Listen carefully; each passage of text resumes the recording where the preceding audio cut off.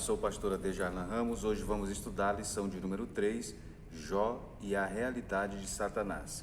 Essa lição ela tem como objetivo geral destacar que Satanás não é um ser autoexistente, mas criado, e que sua ação não se sobrepõe à soberania de Deus. Como objetivos específicos, explicitar que o livro de Jó não procura explicar a origem de Satanás, mas que seus atributos revelam quem ele é. Afirmar, em segundo lugar, que as obras do diabo são visíveis e que o livro de Jó revela a sua natureza maligna. Em terceiro lugar, sublinhar o ocaso do diabo, isto é, seus intentos sobre Jó não foram alcançados. Bem, a lição então de hoje, a lição de número 3, ela enfoca especificamente a realidade de Satanás. De que forma o livro de Jó, a narrativa de Jó, ela enfoca as questões relacionadas a Satanás. Bem, nós sabemos, não só aqui no livro de Jó, mas também pelas escrituras de uma forma geral, que Satanás ele é uma personagem real. Se nós estudarmos a história, nós vamos observar que houve ao longo da história tentativas de negar a existência de Satanás. Primeiramente, nós tivemos o mito. O mito era uma forma não racional de explicar a realidade. Era um elemento misterioso, sobrenatural. Ou seja, quando as pessoas lidavam com esse elemento sobrenatural, misterioso no mundo antigo, eles então tinham dificuldades de lidar com essas questões. Então, diante do misterioso, do sobrenatural, que o homem não tinha domínio sobre esses acontecimentos, sobre esses eventos, então ele desenvolveu a mitologia. Foi assim na Grécia, na Pérsia, na Babilônia, no Egito, algumas civilizações da antiguidade, eles desenvolveram então o mito, né? Uma visão então mitológica acerca da realidade, acerca das coisas.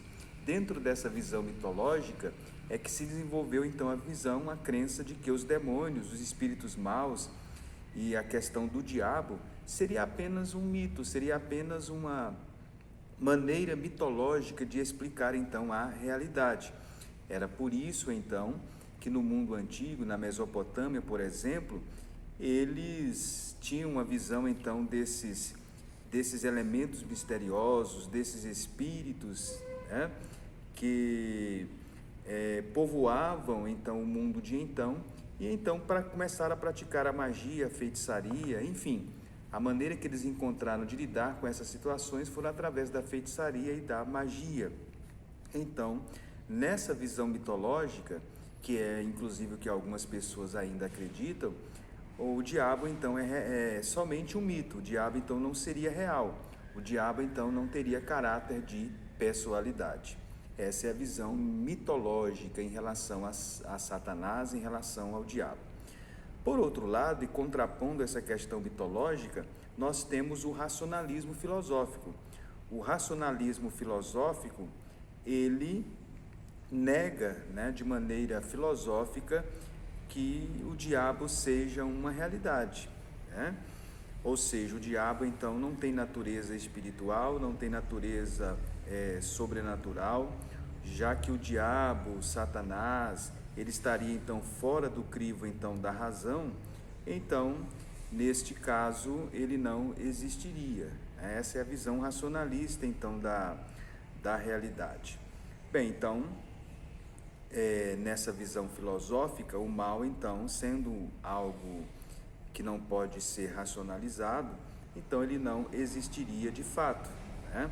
O mal não existiria como uma realidade absoluta de natureza espiritual, mas seria então nesse caso uma imperfeição ou limitação daquilo que é ou existe. Então nós temos aí a concepção racionalista, a concepção mitológica em relação ao mal e em relação também ao diabo. Bem, qual é a crença então confiável? A realidade confiável é a realidade então das escrituras. A visão bíblica que nós temos então acerca do diabo, ela é diferente do aspecto mítico e também do aspecto filosófico, né? Diferentemente então da mitologia e do racionalismo, que racionaliza tudo, a Bíblia nos apresenta então a realidade do diabo. O diabo, então, ele existe, ele é um ser real. É assim que a Bíblia, que as Escrituras nos apresenta o diabo, tanto no Antigo quanto no Novo Testamento. E o livro de Jó, ele traz então ele dá uma grande contribuição, né, à teologia bíblica em relação a essa questão relacionada ao diabo, a Satanás. Seguindo então o comentarista, né, da lição, como ele desenvolveu o tema aí no comentário da lição, na primeira parte ele diz: o livro de Jó e a natureza de Satanás. Como é que o livro de Jó ele apresenta a figura, a imagem de Satanás? Primeiro, apresenta que ele é um ser espiritual. Satanás não é um ser material, mas o fato dele não ser material não quer dizer que ele não seja real. O livro de Jó, ele não procura provar a origem do diabo, mas ele revela a realidade do diabo. Então, o livro de Jó não tem a preocupação de mostrar qual a origem do diabo, mas ele mostra durante a sua narrativa a realidade do diabo, né?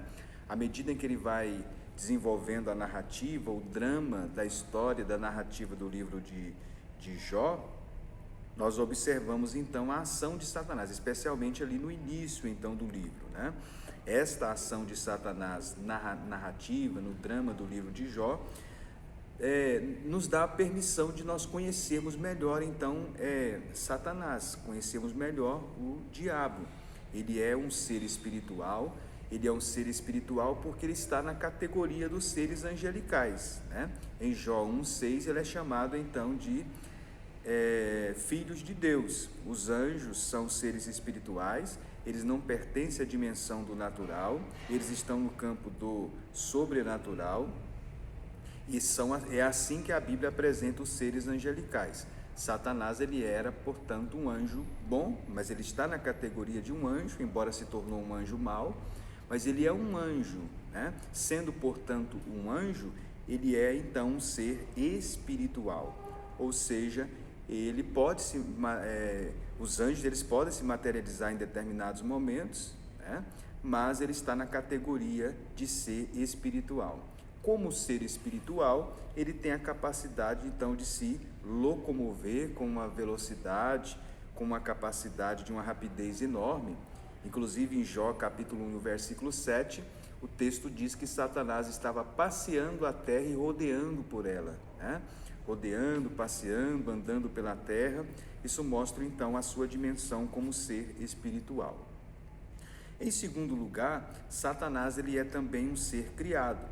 Ele é um ser espiritual, né, mas ele não é autoexistente, ou seja, ele não existe por si mesmo. Sendo um anjo, ele foi criado então por Deus, como os anjos foram criados por Deus.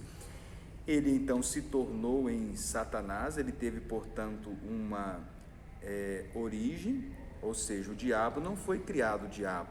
Satanás não foi criado Satanás, ele se tornou em Satanás, ele se tornou no diabo, né?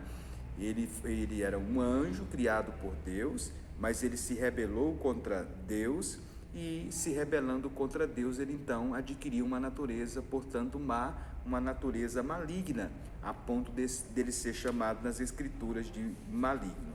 Então, o diabo ele é um ser não autoexistente, ele não existe por si mesmo, ele foi criado como anjo, ele se rebelou, se tornou em Satanás, se tornou em diabo, se tornou em ser maligno, e então nesse momento nós atentamos para o fato de que ele é um ser criado. Se ele é um ser criado, consequentemente, ele é um ser então que tem limites, ele é um ser, portanto, limitado, é o que nós podemos inferir pelo texto e pelo registro bíblico. Então veja, a Bíblia nos apresenta Satanás como um ser espiritual, a Bíblia nos apresenta ele como um ser criado, e em terceiro lugar, ele é apresentado, especialmente aqui no livro de Jó que nós estamos enfocando, ele é apresentado como dotado de personalidade. O que nós queremos dizer com essa expressão dotado de personalidade? Nós estamos querendo dizer que ele é uma pessoa, e ele se apresenta como uma pessoa. Ele é de fato uma pessoa e ele se apresenta e age como uma pessoa. Ou seja, ele tem atributos que o identifica como um ser pessoal. Isso é uma realidade, então, que nós temos também nas Escrituras, e vemos isso claramente aqui no livro de Jó. No livro de Jó, Satanás age, Satanás fala, Satanás argumenta, Satanás ele observa, né? Então isso mostra que ele age de fato como uma pessoa. Nós vemos em vários momentos também das Escrituras, no Antigo, especialmente no Novo Testamento, nós vemos também Satanás agindo como uma pessoa. Na tentação de Cristo, por exemplo, ele agiu também como uma pessoa, né? Então, ele se expressa verbalmente, ele tem conhecimento das coisas, né?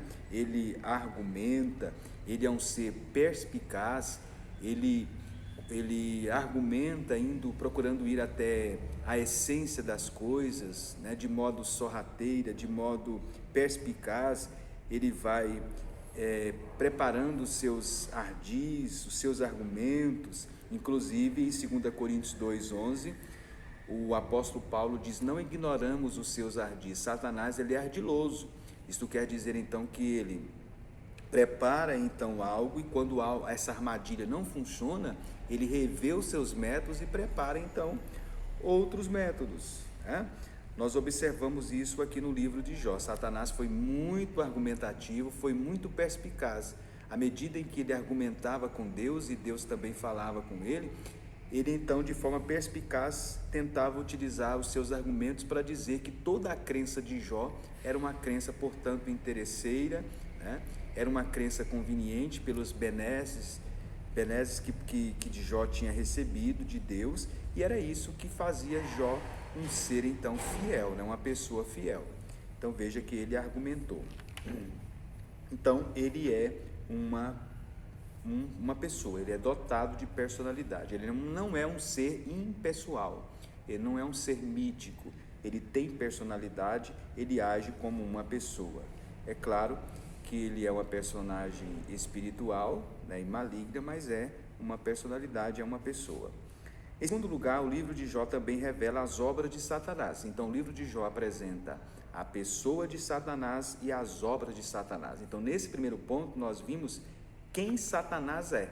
Satanás então é um ser espiritual, Satanás é um ser criado, Satanás é um ser dotado de personalidade. No segundo momento, o comentarista comenta o que é que Satanás faz. A Bíblia mostra quem ele é e o que ele faz. Em primeiro lugar, o comentarista comenta que Satanás, através das suas obras, ele promove dor e sofrimento, né? Nós vemos isso no relato aqui no livro de Jó, ele agindo contra o ser humano, né?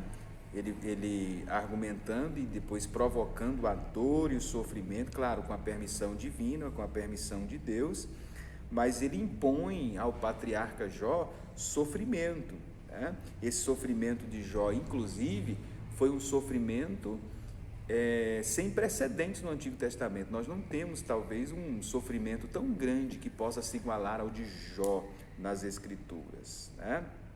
Veja que, segundo o relato do livro de Jó, ele atentou sobre o patrimônio de Jó foi destruído, a tragédia veio sobre a casa de Jó, sobre a família de Jó, a família foi devastada, ele perdeu então a família, e ele perdeu também um dos bens mais preciosos que o ser humano pode ter, que é a sua saúde. Ele teve que se isolar, inclusive a situação de Jó, ela realmente não foi uma situação fácil, né? O sofrimento que Satanás ele impôs a Jó foi um sofrimento de fato indescritível, né? Nós podemos observar isso no livro de Jó. O sofrimento dele de fato foi um sofrimento indescritível, né? Então isso mostra como que Satanás ele é perspicaz, como que Satanás então ele proporciona dor e proporciona também o sofrimento, né? O sofrimento de Jó, ele foi de fato um sofrimento muito terrível. Você pode ver isso. Eu tenho aqui, só para você ver como o sofrimento de Jó foi grande. Jó, por exemplo, segundo o relato bíblico, ele teve tumores da cabeça aos pés, ele teve coceira e irritação, está no capítulo 2, versículos 7 e 8. Ele teve grande tristeza, capítulo 2, versículo 13. Ele teve perda de apetite, capítulo 3, versículo 24, e capítulo 6, versículos 6 a 7. Ele teve desconforto, 3, 24. Ele teve insônia, Jó 7, versículo 4. Ele teve verme e crostas infestando o seu corpo, capítulo 7, versículo 5. Ele teve furúnculo, ele chegou a ter alucinações, capítulo 7, versículo 14. A pele dele também ficou deteriorada, 13, 28. Ele teve atrofia nos músculos, 16, 8, 17, 7, 19, 20. Ele teve mau hálito, 19, 17. Ele teve perda dos dentes, 19, 20. Ele teve sofrimento incessante, 30, 17. A pele de Jó se tornou escura, capítulo 30, versículo 30. Nesse mesmo capítulo 30, 30, versículo 30, ele teve também febre, e ele teve também perda de peso, 33, 21. Ou seja, esse foi o sofrimento de Jó. Satanás, então, através das suas obras malignas, ele impôs esse sofrimento a Jó, o patrimônio de Jó, a família de Jó, a saúde de Jó, enfim, então, dor e sofrimento. Em segundo lugar, o livro de Jó nos apresenta a obra de Satanás como acusador, né? Além de colocar esse sofrimento terrível, indescritível aí na vida de Jó, ele também se tornou um acusador. Aliás, é o que ele de fato faz, acusar, né? A palavra diabo está relacionada exatamente a isso, acusador, adversário, aquele que acusa. Satanás, diabo, está relacionado exatamente a isso, né? A opositor e também aquele que acusa. O diabo o acusou, e dentre as acusações que ele fez, ele acusou a religiosidade de Jó. Ele disse que a espiritualidade de Jó era uma espiritualidade por interesse. Ele disse que Jó agia daquela forma tão somente porque ele foi cercado de bênçãos de Deus. Então, ele fez uma acusação séria, ele acusou falando para Deus que a espiritualidade de Jó era uma espiritualidade por conveniência. Veja como Satanás é capaz de agir dessa forma, né? Ele é apresentado não só aqui em Jó, mas em outros momentos da Bíblia também como acusador. Lá em Apocalipse 12, 10, lá em Lucas 22, 31 e 32, ele é acusador. Ele inclusive quis cirandar com Pedro. Jesus falou isso em Lucas 22, 31 e 32. Olha a que ponto Satanás pode agir. O apóstolo Pedro, tão próximo de Jesus, fazia parte do grupo dos discípulos de Jesus, andando com Jesus, convivendo com Jesus, e Satanás queria cirandar com ele, foi o que Jesus disse, e Jesus teve que rogar.